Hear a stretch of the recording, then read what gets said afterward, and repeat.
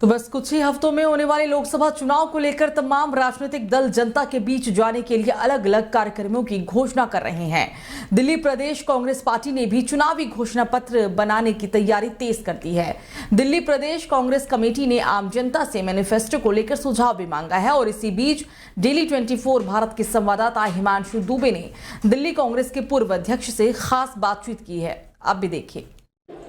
लोकसभा चुनावों से पहले कांग्रेस पार्टी अब दिल्ली में पूरी तरीके से चुनावी मैदान में उतरने के लिए मैनिफेस्टो की तैयारी भी कर रही है कि अगर उनकी सरकार दिल्ली में आती है तो किस तरीके से मैनिफेस्टो रखा जाएगा और इसका प्रस्ताव जो है जो केंद्रीय नेतृत्व है कांग्रेस पार्टी का यानी कि आला कमान उसको भी भेजा जाएगा। हमारे साथ जो दिल्ली कांग्रेस कमेटी के पूर्व अध्यक्ष अनिल चौधरी जी हैं। सर, जिस तरीके से आप लोग मैनिफेस्टो की तैयारी कर रहे हैं और आपको इसकी बागडोर भी दी गई है मैनिफेस्टो को लेकर, तो किस तरह का आप लोग का मैनिफेस्टो तैयार किया जा रहा है? देखिए, इस मुल्क में एक तानाशाही शासक है जो सालाना आते हैं, अपनी मन की बात कहते हैं और चले जाते हैं, अपने विचारों को थोप के ज़बरदस्ती तालियां पिटवाते हैं, जबकि वो भूल जाते हैं इस देश का जो युवा है, किसान है, महिला है या जो देश की भागीदारी सरकार में होनी चाहिए वो नहीं हो रही है। और ये एक बड़ा वर्ग है जो पीड़ित है, उस वर्ग की आवाज़ सुनने की बजाय उन पर अपनी आवाज़ थोपी जाती है। तो इसी के मद्देनजर राहुल जी आप देख रहे हैं कि न्याय यात्रा निकाल रहे हैं और राहुल जी ये न्याय यात्रा निकालने का जो उद्देश्य क्लियर कर चुके। 5 बड़े स्तंभ हैं जिसमें एक नारी है,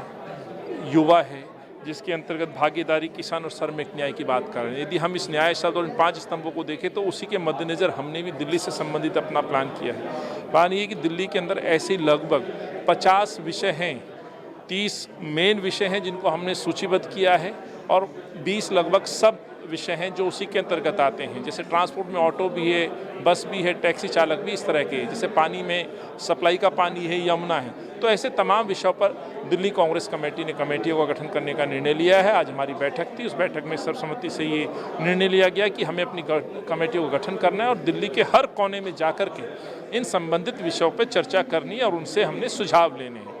जिन सुझावों में स्वाभाविक है जिनके साथ अन्याय हो रहा है उसकी हमने न्याय की बात करनी है और उसी के तहत आज हमने ये मीटिंग बुलाई थी और हमने ये निर्णय लिया है कि न्याय मिलना चाहिए।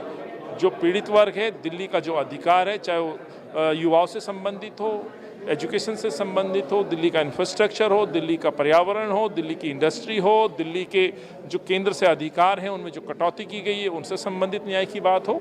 और ये न्याय जब जनता को दिलाना है तो स्वाभाविक है कांग्रेस पार्टी अपना मैनिफेस्टो रिलीज़ करेगी तो दिल्ली से संबंधित हम ये सुझाव देंगे और इसलिए हमने इस सुझावों को नाम दिया है कि दिल्ली कांग्रेस कमेटी दिल्ली के अंदर जो दिल्ली का परेशानियों का जो हम हल लेके आ रहे हैं वो दिल्ली न्याय घोषणा पत्र के नाम से हम तैयार करेंगे, जो हम केंद्रीय नेतृत्व को सौंपेंगे। यानी कि जो दिल्ली वासियों के साथ जब मान लीजिए जो अन्याय होता है, अभी हाल ही में जैसे पानी का बिल जिस तरह से आया या दिल्ली में जो पॉल्यूशन की समस्या, कई समस्याएं, तो आप लोग इस सब समस्याओं को दूर करने के लिए मैनिफेस्टो को तैयार कर रहे हैं? यानी देखिए, दूर नहीं, मैंने कहा चुनाव है, जनरल चुनाव है, केंद्र में इलेक्शन होगा तो स्वाभाविक है हर पार्टी अपनी बात कहेगी।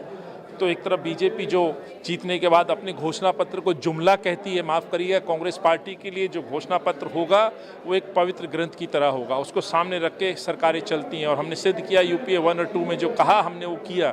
चाहे आरटीआई देने की बात थी, चाहे युवाओं को, गाँव के लोगों को रोजगार देने की बात थी।